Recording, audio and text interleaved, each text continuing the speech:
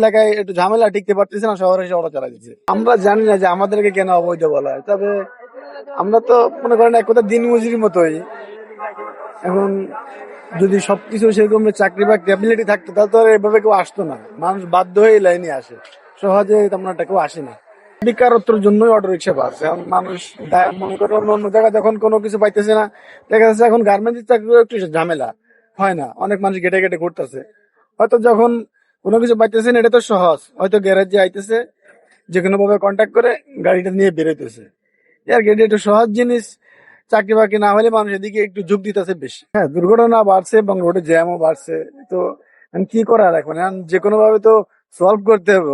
তো দেখা গেল দূরের পথ, দেখা যাচ্ছে যে দ্রুত যেতে পারতেছে লোকজন, এই জন্য একটু বেশি টানে। দেখা গেল বাসার থেকে লেট করে বেরোতেছে, অটো টানতে চলে যেতেছে, এই জন্য আর কি একটু বেশি এটা চড়ে মানুষ।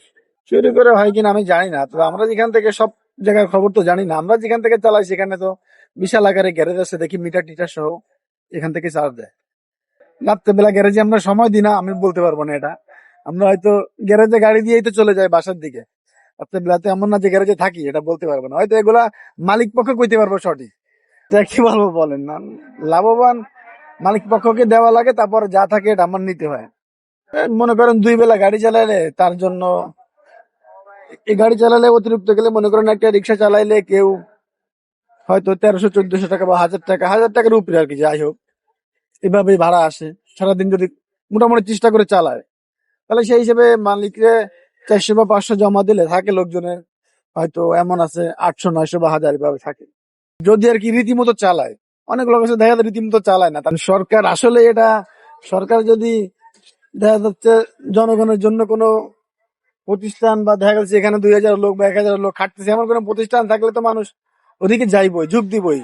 হয়তো তখন এই দিক থেকে একটু লোকজন কমবো, গাড়ি ঘোড়া একটু কমে আসবো।